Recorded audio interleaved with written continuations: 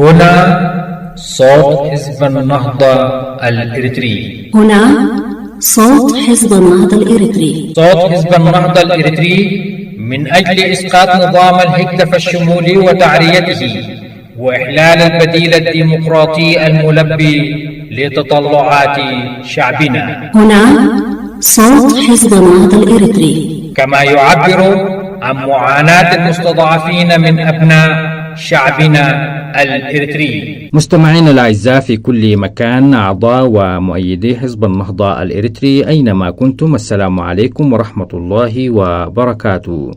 من القسم العربي في إذاعة صوت حزب النهضة الإريتري، صوت النضال المستمر حتى تحقيق أهداف شعبنا في العدالة والديمقراطية. نهب بكل مواطن إريتري حر في داخل إريتريا أو خارجها أن يكون قلعة حصينة في التصدي والصمود، وصوتا مدويا بالحق في وجه عصابات النظام الدكتاتوري الإريتري الذي يعبث بمستقبل شعبنا وأرضنا. القسم العربي في إذاعة صوت حزب النهضة الإريتري، منبر الحزب وصوت المستضعفين من أبناء شعبنا، يأتيكم في أيام الاثنين والجمعة باللغة العربية، وكذلك أيام الثلاثاء والخميس باللغة التجرينية من كل أسبوع من إعداد مكتب إعلام الحزب. تتابعون أولى فقرات بثنا اليوم الجمعة 31 من أغسطس 2018، النشرة الإخبارية، ثم تليها دائما فقرات من التقارير والتعليقات واللقاءات السياسية التي تسلط الضوء على مجريات الأحداث في داخل إريتريا وخارجها، وكذلك التطورات الداخلية لحزب النهضة الإريتري.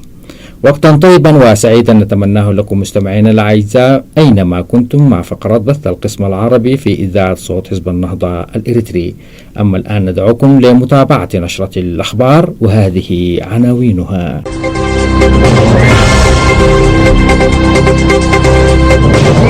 نائب رئيس جبهة التحرير الإريترية: بهذه الخدع احتلت إثيوبيا أراضي إريتريا. زيارة مرتقبة للرئيس الإريتري إسياس أفورقي إلى إقليم أمهارا الإثيوبي. الصادق المهدي يزور السفارة الإريترية بلندن، وتأكيدات بسحب السفير السوداني بأسمرة. كانت هذه عناوين النشرة، وتتابعون تفاصيلها عقب هذا الفاصل القصير من صوت حزب النهضة الإريتري. أهلا بكم مرة أخرى مستمعينا الكرام في صوت حزب النهضة الإريتري، وإليكم نشرة الأخبار. قال الأستاذ حسن أسد نائب رئيس جبهة التحرير الإريترية إنه بعد الحرب العالمية الثانية الحلفاء اتفقوا على توحيد الصومال وأعطيت ليبيا الاستقلال، ولكن وضع إريتريا كان مختلف بسبب إثيوبيا الذي يعتبرها القرب قلعة مسيحية في وسط إسلامي. وأكد أسد في تصريحات خاصة لبوابة المواطن المصرية إن الأمم المتحدة أوفدت بعثة استطلاع لرغبات الإريتريين وخلقت المشكلات أمامها لتبدأ مرحلة البحث عن تقرير مصير إريتريا بعد تحول القضية إليها. كونت فيها أحزاب وصحف ورفعت من مستوى الوعي. وأضاف أسد إنه نشأت في ذلك الوقت كتلتين، كتلة الرابطة الإسلامية تدعو للاستقلال، وكتلة من الكنيسة وإثيوبيا تدعو للوحدة. واختلفت البعثة الأولى في تقريرها النهائي، مما اضطر الأمم المتحدة بأن توفد بعثة أخرى قدمت تقريرين، وأردف إنه ذهب وفد إيطالي باستقلال إريتريا، ووفد آخر طالب بالانضمام وجاء ضمن الوفد الإثيوبي.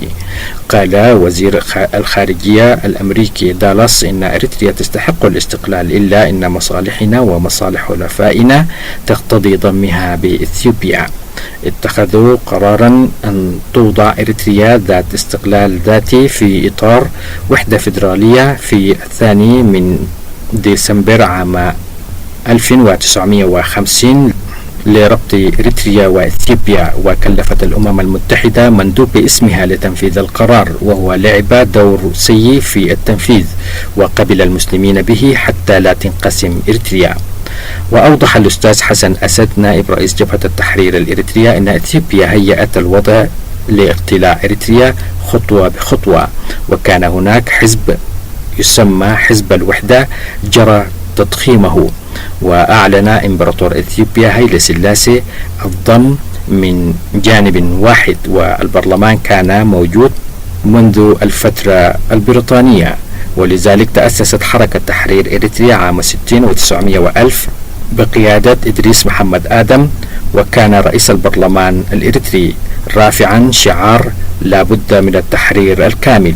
وحركة تحرير إريتريا تأسست سنة 58 و900 وألف بقيادة المناضل محمد سعيد ناود. كشف مسؤول الاتصالات في إقليم أمهر الإثيوبي نجاسو طلاهون في 17 من أغسطس 2018 عن زيارة مرتقبة للرئيس الإريتري إسياس أفورقي إلى الإقليم. ونقلت إذاعة فانا الإثيوبية المقربة من الحكومة عن طلاهون قوله إن الرئيس الإريتري سيزور إقليم أمهر في إطار تعزيز العلاقات بين البلدين، ولم يذكر موعدا محددا للزيارة.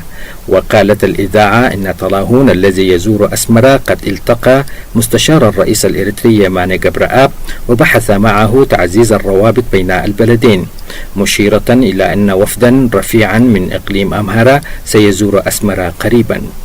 وأضاف موقع إيرم نيوز إن وفدا حكوميا من إقليم أمهر الإثيوبي كان قد أجرى مفاوضات في أسمرة مع حركة أمهر الوطنية الديمقراطية المعارضة، وتمخض عن تلك المفاوضات توقيع اتفاق مصالحة تاريخي مع الحركة ينهي جميع الأعمال العدائية بين الجانبين وممارسة الحركة نشاطها السياسي داخل البلاد. وتعد الزيارة المرتقبة للرئيس أفورقي إلى إثيوبيا هي الثانية بعد إنهاء البلدين خلافاتهما في يوليو الماضي وتوقيعهما اتفاق مصالحة تاريخي أنهى نزاعا طال لأكثر من عقدين من الزمان. وزار الرئيس الإريتري في 14 من شهر يوليو الماضي إثيوبيا، وافتتح خلالها سفارة بلاده لدى أديس أبابا. وعدت زيارة أفورقي لإثيوبيا التي استمرت 3 أيام هي الأولى من نوعها بعد انقطاع العلاقات بين البلدين عقب اندلاع الحرب بينهما عام 98 و900 وألف. أكدت مصادر صحفية بالعاصمة السودانية الخرطوم أن السفير السوداني لدى أسمرة ماجد يوسف قد تم تسميته بالدائرة العربية بوزارة الخارجية السودانية. وكان السفير يوسف يتواجد بالخرطوم منذ 4 أشهر تقريبا بناء على استدعاء للتشاور. ذات المصادر أكدت أن سحب السفير والاكتفاء بقائم بالأعمال في السفارة السودانية بالعاصمة أسمرة يعكس بشكل كبير الأزمة التي تعتري العلاقات الإريترية السودانية. وأضاف موقع دوليس الإريتري المستقل أن السفير ماجد يوسف يتمتع بصداقة خاصة بالرئيس الإريتري إسياس أفورقي، وكانت إحدى عوامل الترجيح لترفيعه لدرجة السفير وتسميته سفيرا لدى أسمرة بناء على رغبة الرئيس الإريتري. من جهة أخرى زار في 31 من يوليو المنصرم السيد الصادق المهدي رئيس حزب الأمة القومي السفارة الإريترية بالعاصمة البريطانية لندن، والتقى بالسفير حبت ماريام جبريسوس وسلمه رسالة موجهة إلى رأس النظام الإريتري إسياس أفورقي تتضمن تهنئة بالمصالحة الإريترية الإثيوبية. وحرص الصادق على زيارة إريتريا للتعبير عن سعادته بالمناخ الجديد، وأشاد بالتوصل للسلام بين إريتريا وإثيوبيا حسب ما كشف عنه بيان صادر عن اللجنة الإعلامية للحزب بالمملكة المتحدة وإيرلندا. بنهاية هذا الخبر مستمعينا الكرام نصل بكم إلى ختام نشرتنا قدمناها لكم من صوت حزب النهضة الإريتري.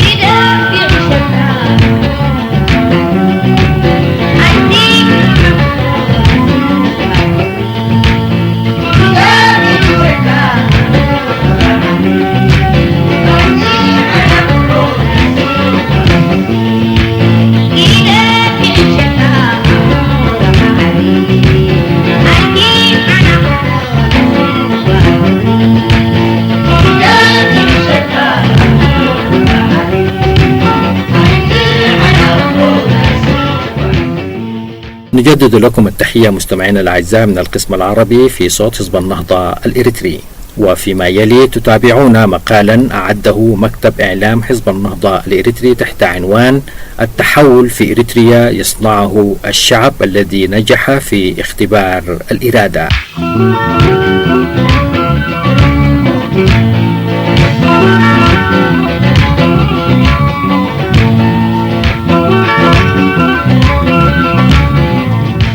إن الشعوب هي التي تصنع مستقبلها، فهذه المقولة لا غبار عليها وليست محل جدال.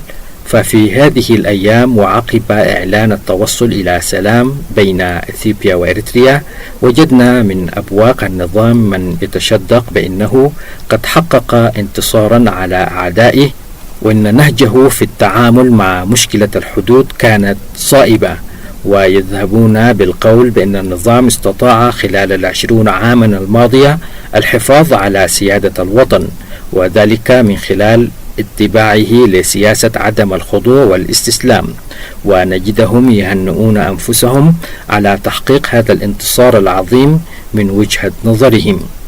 ففي الحقيقة اليوم نجد شعبنا قد انتفض انتفاضة قوية للدفاع عن حياة هذا الوطن الغالي الذي لم يأتي بسهولة، بل كان مكلفا بكل المقاييس، وإنما دعاه إلى هذه الانتفاضة هو ما يراه اليوم من تصرفات النظام الاستفزازية التي توضح بجلاء بأن الوطن أصبح سلعة في يد السياس يتصرف فيه كيفما يشاء. وقد أحس المواطن الإريتري ومن خلال التصرف الذي أبداه السياس في أديس أبابا بأنه في سبيل تحقيق نزواته الشخصية المتمثلة في تحقيق العظمة والكبرياء، ليس لديه أي تردد في بيع إريتريا وشعبها في أبشع صور الحماقة. فعندما تجد رئيس دولة يعطي التفويض العلني لرئيس دولة أخرى فأن يتصرف في الدولة وشعبها كيفما يشاء، وأن يعلن ابتهاجه في وجود رئيس دولة أخرى يضع فيه الأمل والخلاص في عبور كافة المشاكل التي تعيشها بلاده، في حين إن هذا الوطن وبسبب سياسة هذا الرجل يفتقد إلى أعز ما يملك من فتيانه وفتياته، فالذين يحاولون أن يجدوا غطاء لتصرفات النظام الهوجاء التي لا نرى فيها أي عقلانية أو إحساس بالكرامة الوطنية وقيمة الوطن الذي كلف شعبه ثمنا باهظا من خلال محاولة لوي عنق الحقيقة الجلية والمضي في شغل الناس بتواري التجراي من الحكم في إثيوبيا وجعلهم سبب كافة المشاكل التي عاشت فيها إريتريا، والتي يحاول أن يجعل منها شماعة لفشله في إدارة الحكم في البلاد. وأن الذين يحاولون تغطية فشل النظام خلال السنين العجاف داخليا أو خارجيا وعجزه التام في انتشال البلاد من جملة المشاكل التي عاشتها وتعيشها البلاد، قائلين إنه كان في حالة الدفاع عن سيادة الوطن والحفاظ على التراب، فهم قبل غيرهم يعيشون حالة من الوهم غير مقبولة إطلاقا، والآن يحاولون أن يقولوا بأن البلاد تعيش حالة من التحول من حالة الدفاع عن سيادة الوطن نحو الشروع في بناء الوطن اقتصاديا. ولكن السؤال المهم هنا: من الذي يصنع التحول في البلاد؟ هل البلاد التي تم تفريقها من شبابها قادرة كما يقولون أن تمضي نحو بناء الاقتصاد؟ فمن الذي يبني هذا الاقتصاد المزعوم؟ وهل فعلا شعبنا وقبل خروجه من حالة الخوف والرعب وانعدام شعوره بالاستقرار والطمأنينة قادر على العطاء بعقل منفتح؟ وهل فعلا النظام كما يزعمون حقا بأنه ينشغل هذه الفترة في التخطيط نحو التحول أم هم يعيشون وهما كدأبهم؟ فالنظام بلا شك في واد وهم في واد آخر. هؤلاء الذين يعيشون حالة من البحث في أساليب التبرير والتمويه دفاعا عن مصالحهم نقول لهم كفاكم، فالشعب الإريتري اليوم أصبح في وضع قادر على التمييز، ولا تنطلي عليه الأكاذيب التي تتخذ من العواطف والمشاعر غطاء، وتتخذ من كيل التهم والنيل من الآخرين متكئا في محاولة التمكين للنظام بأن يستمد الحياة وينفخ في جسده الميت الروح. فهيهات. والتساؤل الذي يطرح نفسه على كل إنسان إريتري هو: ما هي المشاكل التي تواجه الشعب الإريتري؟ والإجابة لا تحتاج إلى بحث، وليست هي معضلة، بل صارت الإجابة بكل وضوح بأن الشعب الإريتري مشكلته هي إنه يفتقد إلى الدولة التي تتوفر فيها مقومات الدولة الحديثة، فالحرية والعدالة والمساواة مفتقدة، وأن الركيزة الأساسية لكل ذلك هو الدستور الذي يعد الضمانة الأساسية لحياة المواطنين. فالاقتصاد لا شك هو عصب الحياة، وأن كافة الدول شغلها الشاغل هو كيفية توفير الحياة الملائمة للمواطن، ولكن يقينا بأن كل ذلك لن يتم طالما الإنسان، والذي هو العنصر المهم في حلقة النمو الاقتصادي، مكبل بقيود الخوف والاضطهاد ولا يشعر بالأمان. فإذا كان ما يدعيه أبواق النظام فعلا بأن البلاد مقبلة على التحول بوجود هذا النظام، فإن الواقع هو خير برهان، فعليهم أن يدللوا على ذلك من خلال خطوات عملية تم اتخاذها في هذا الاتجاه. فالإريتريين لا يشهدون هذه الأيام إلا الاحتفالات في داخل البلاد وخارجها تؤذن في الشروع في تحقيق الدمج بين الشعبين والبلدين، ومشكلة الحدود والتي هي سبب تفجير الصراع تظل تراوح مكانها. وأصبح الشغل الشاغل للنظام تمكين إثيوبيا من تحقيق كل رغباتها في بلادنا، يتم كل ذلك بدلا من تمكين المواطن الإريتري من أن يعيش تجربة بناء وطني من خلال إتاحة فرصة جديدة لكافة أبناء الوطن للمشاركة في إعادة البناء من جديد والاستفادة من التجربة الماضية باعتبارها غلطة كبيرة ارتكبت في حق المواطن. فبناء الأوطان أكبر من الدفاع عنها، وشعبنا مهيأ ليثبت للعالم أجمع بأنه لوحده قادر على إيجاد إريتريا الحلم، ولديه من الإمكانات البشرية والمادية أفضل من أي دولة أخرى في القرن الإفريقي. فالشعب الإريتري اجتاز اختبار الإرادة في اختياره للاستغلال، ولكنه لم يدخل اختبار الكفاءة والمقدرة في بناء الوطن من كل جوانبه. ومرد ذلك هو النظام الذي كرس سياسة الآحادية وتغول على كل مقدرات الوطن، وتصدر المشهد لوحده في عزلة تامة للشعب الإريتري. حزب النهضة الإريتري، مكتب الإعلام.